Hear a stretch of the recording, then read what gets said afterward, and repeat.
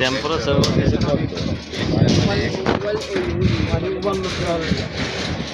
Temperature বার কত দিছে 12 মিলি। এত বোঝে। আচ্ছা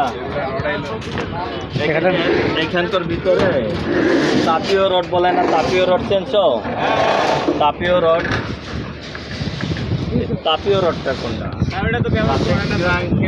ফাটল না ধরে স্ল্যাবে, ফাটল রোধ করার জন্য মূলত তাপীয় রড টেম্পারেচার বার ব্যবহার করা হয়। এখন এইখানে টেম্পারেচার বার আসেনি, থাকলে কোনটা বলবো? নাই তো স্যার, এটা হচ্ছিল বাইন্ডার। হ্যাঁ, এটা হলো ক্রাং বাইন্ডার। এটা কি ক্র্যাং বাইন্ডার? বাইন্ডার দিচ্ছিল 12 মিলি। এটা কি বাইন্ডার? 10 মিলি নিচেটা বানাবো স্যার, এটা 20 মিলি। দেখো এটা কয় মিলি লেখা আছে? কোনটা 10 মিলি কইটা? 10 মিলি কোনটা? হ্যাঁ, উপরেটা 25 মিলি।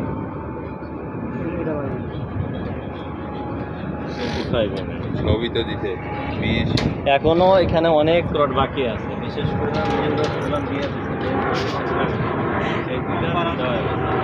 এক্সট্রা টপ আসবে। এক্সট্রা টপ তোমার হচ্ছে এক্সট্রা টপের থেকে এই তাপীয় রড যদি ধরা থাকে, তাপীয় রড ধরা আছে বড় ভাই, এটা তাপ রড ধরা আছে টেম্পারেচার বার, ওটা যদি না থাকে অনেক সময় দিয়ে দেয় যাতে এই ক্রাঙ্কের মাঝখানে ক্রাক না হয়।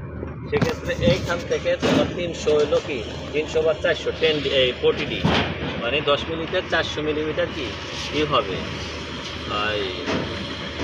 গ্যাপ হবে। এইখান থেকে যেন ওইটার মাথা আছে না, এই বরাবর দিয়ে দিতে হয়। এখান থেকে তোমার আসলে এই ক্রাঙ্কের মাথা এই জয়েন্টটা থাকে এদিকে এদিকে, এটা একটু ফাঁকা থাকলে অসুবিধা নেই। ক্রাঙ্কবারের ডিজাইনের নিয়ম আছে, একটা হচ্ছে হলো ডিফম্বার। তো এখন তো সবই ডিফম্বার 0.002 বা 0.0018 বিটি।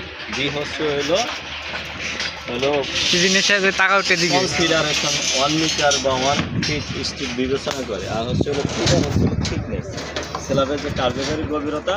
স্ল্যাবের কার্যকারী গভীরতা মূলত কি এই যে কাভারিং আছে না, এই কাভারিং থেকে উপরের যে রড পর্যন্ত হলো কি কার্যকারী গভীরতা। এই যে স্ল্যাবের কাভারিং কত? এই কাভারিং 10 ইঞ্চি। স্ল্যাবের কাভারিং কত মিলিমিটার? 4 ইঞ্চি বলে ভালো হয়। 40 থাকবে কেন?